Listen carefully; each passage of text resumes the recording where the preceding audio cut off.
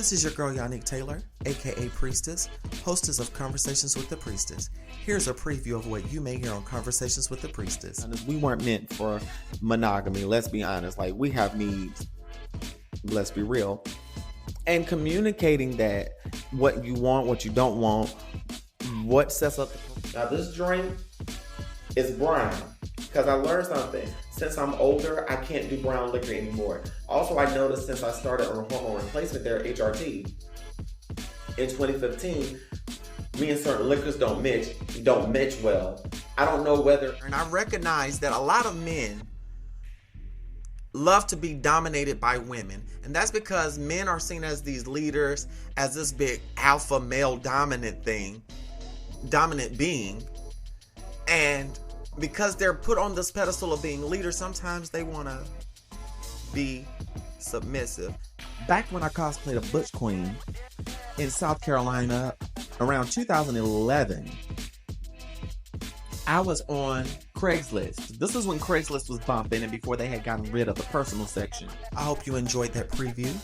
Join me on Wednesdays at 9 p.m. for Priestess After Dark. Full video versions of the podcast can be found on patreon.com/CWTPriestess, and join me on Fridays at noon for our regular Friday post. Live, love, and be free. Smooches. Available on Spotify, Apple Podcasts, YouTube, anywhere you download and stream podcasts. Hey, what's up, everybody? This is your girl, the Priestess, never your mistress, Yannick Taylor. I pray that all is well with you. Welcome to the first episode of November of Conversations with the Priestess. I understand that it has been a while since I have been on, and that the world is in chaos right now, because at the time of this podcast, we're waiting to see if Joe Biden won and that Trump has to leave the White House for good come January. Praise God, amen. Ain't he worthy? And I'm just so ready for it to transpire till it's not even funny. I have not smoked this much marijuana in a long time. But we're not going to focus on the election, because as I'm sitting here talking to you all, I'm rolling up. A bitch is rolling up. And that's no shade. That's no tea, no shade. A bitch is rolling up, so... yeah. So in this episode, I'm just going to recap the last couple of weeks for me. And yeah, we're going to do that. So let's hit that intro.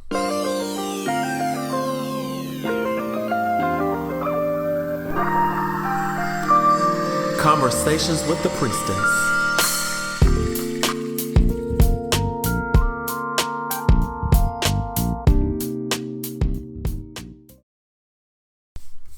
Welcome back to another installment of Conversations with the Priestess. Thank you all for your love and support. Y'all, please do not forget to check me out on YouTube. Y'all can just do a YouTube search for Conversations with the Priestess. I am going there every Thursday until I can't anymore, with throwback videos of myself singing pre-transition, not Final Destination, but pre-finding myself. I've been uploading a lot of videos of me singing, especially me singing some of my favorite songs, and just seeing the progress in my singing has warmed my heart so much. It has just given me complete joy to see how far I've come in life, to see where life has brought me. You have to keep your head up. You've got to keep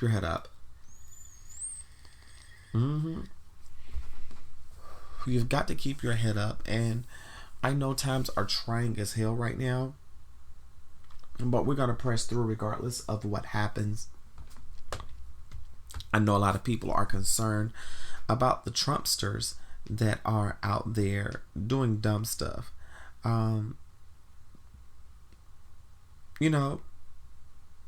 It's crazy. It's actually crazy.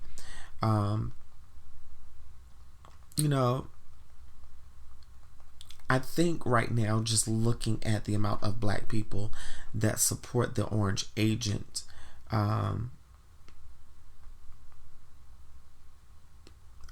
just like very surprised and, confused at a lot, I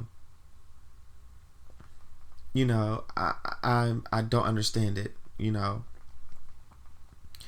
but I guess it is what it is at this point. So, yeah, it's just seeing a lot. And apart from that, one of the things that I'm concerned about, and if I get emotional, I'm sorry, not sorry, is my mortality as a trans woman.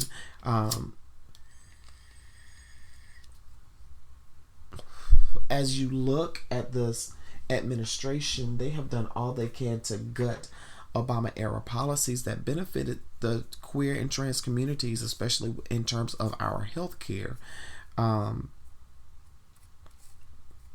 And it's wild, also what are going to happen concerning the hate crime laws, because that the GOP don't give a damn about us queer and trans people. They don't even give a fuck about the black people that are supporting them. And to see LGBT queer trans people supporting this fuckery, it just boils my blood. Like, it really does boil my blood, because I'm like, the work that Marsha P. Johnson, Miss Majors, and Sylvia Rivera has done, it feels like, people are just casting that into the wind and shitting on a legacy when they do that shit, And, like, why would you support a group of people? And we all know what it is. It's white supremacy. It is, it's just perplexing as to how the upper crust gays have not given a thought to the queer and trans people that did not have access to the same things that they had because of their whiteness, or because of their elitism for the black gays that are supporting, the black trans that are supporting Donald Trump. I have followed more black people in the last few days than ever for supporting Donald Trump. And it I don't understand why people want to support this, and it really boils my blood. It really boils my blood that it's crazy as fuck, and it's wild, So I don't want to keep always bring up the plight of the black trans community, but just last week we had the 34th reported black trans woman, Angel Haynes, to get killed. And it's like, is anyone going to address black trans women who have been murdered and brutalized? We're overlooked all of the time, unless one of three things: pornography, or you just happen to be on a hit show and you're able to get representation, or when we die. That's, or when it's a ghetto fight. It's always something negative. What about the positive things? What about the positive things? What about the positive things that black trans women, black trans people are doing? And the fact that I feel like our stories aren't really being told. That's why I love the saga of King Esther. That is a good show. I advise that you watch. That is on YouTube. And just seeing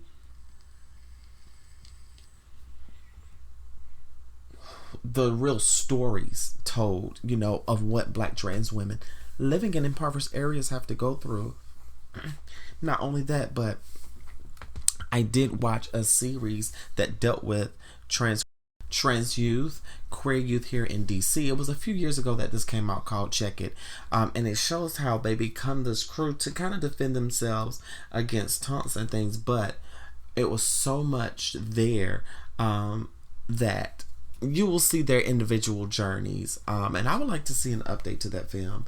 But I really want more love stories, more inclusion of black trans people, and not just as the token, but I want our stories to be told. I want to see that, hey, being transgender is not lonely. It should not have to be a lonely wall. There is love out there for you. And yeah, that's where I stand. That's where I stand. I'm going to take a quick break. And y'all stick with me. Your girl is going to bless you very soon, you know. So I'm going to be right back. Here's a word from our sponsors. Live, Love, and Be Free. Smooches.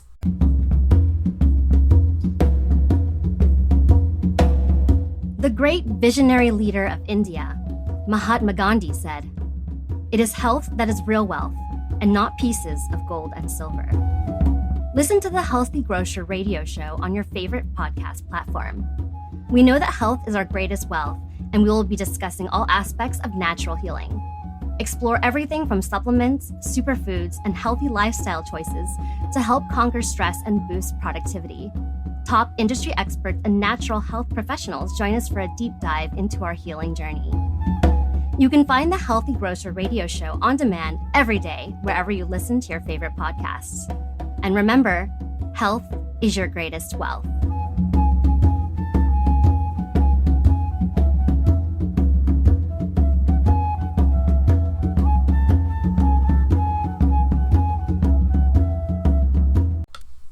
And we are back. We are back. Yeah. So, during this quarantine, many of you all know about some of my escapades and some of the things that have transpired. And a lot of it has to be centered around matters of the heart. So, recently, I found myself interested in someone. This young man hit me up on Facebook, and they are a religious person. They are up on the totem pole, if you will. And you know, it's crazy. And that I like this person.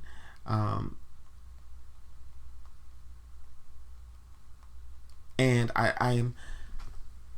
I'm perplexed at what drew me to this person. So first off, I'm not gonna give the person's name, but I'm gonna call him Mr. New York.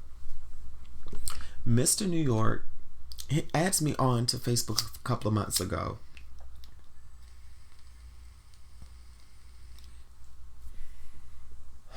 And we started chatting and everything, and I asked him what he was looking for. He said, "Well, I'm interested. I want to get to know you." I said, "Cool, bet." And we started chatting, and he FaceTimes me or Google Duos me, and this is my first time seeing him on camera. He's very handsome. And when he opened up his mouth, his teeth looked a little different. And I'm not bashing him at all, but his teeth were kind of jacked up, and you know, I said, well, I'm gonna give him a try, but it was certain things that reminded me of my ex that I talked about, and you know, it kind of bothered me, and I was kind of paranoid, so I started backing up. And then we were still talking, you know, and we started back talking, and I told him why I was scared. I said, I'm not ready for a relationship because I've been in therapy dealing with stuff from my ex for the longest, you know, and trying to heal from that, you know. And he understood, but I don't think he really grasped the concept. So I told him, I said, you know, let's sit down and talk. This was actually earlier this week. I said, let's talk. And in the midst of me talking, we're on Google Duo. I'm thinking he's listening while he's eating. This man gets up and starts moving furniture. Not only does he move furniture, he's having a whole conversation.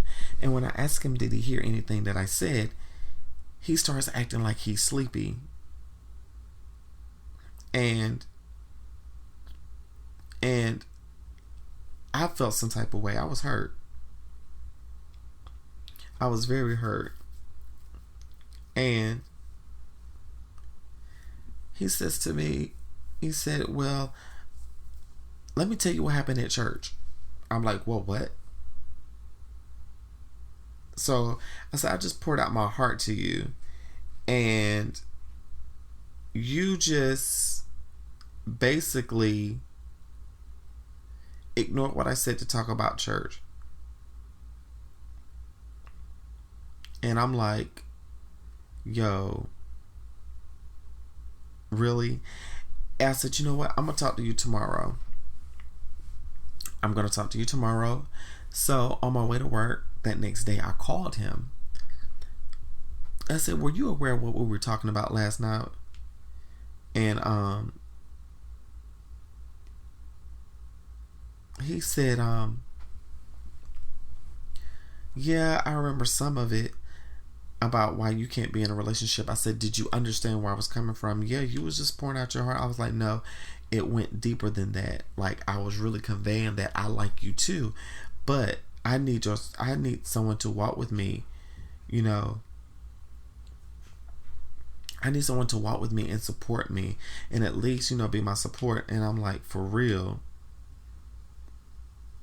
And like, for real, just doing the uttermost. But one thing that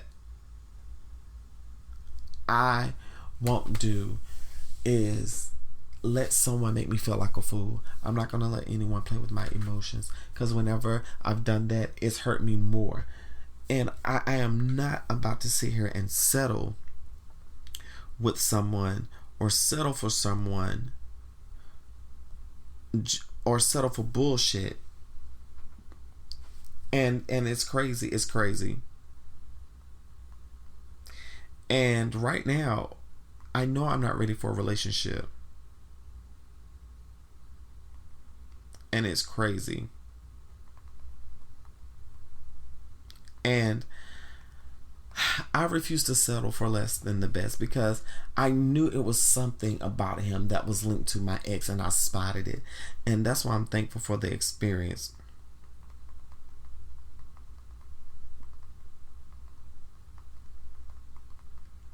And right now, I'm at a point now to where when I see certain behaviors from someone, I'm not going to indulge them because of a history with that, and I know where it goes, you know.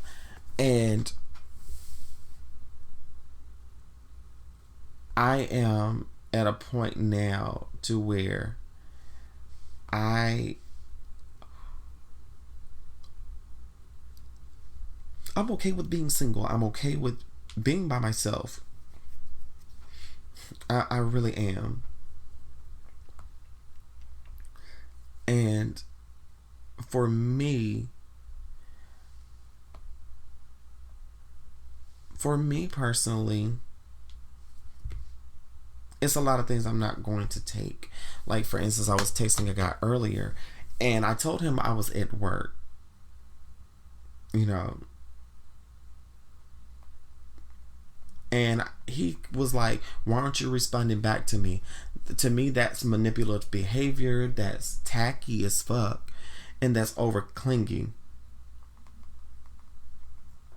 And it's obvious that something is wrong. Something is off.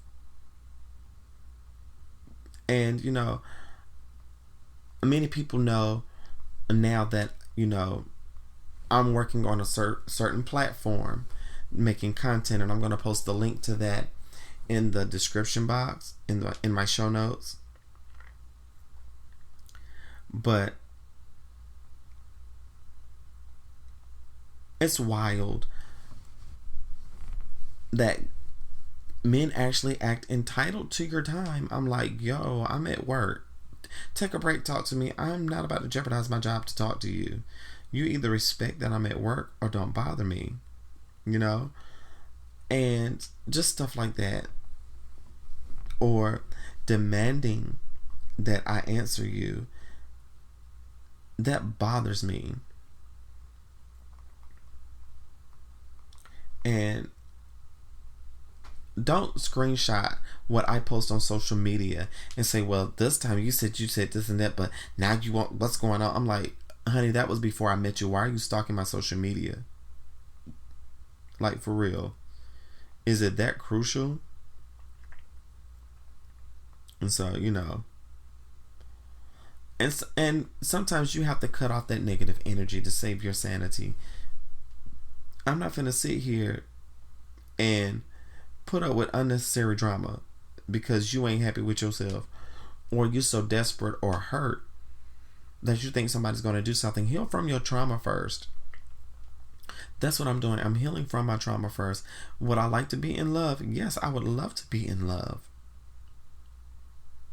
I would love to fall in love. And, you know, right now I know that is not the time. I know that is not the time. And I am okay with that. It may hurt. It may even be a burden.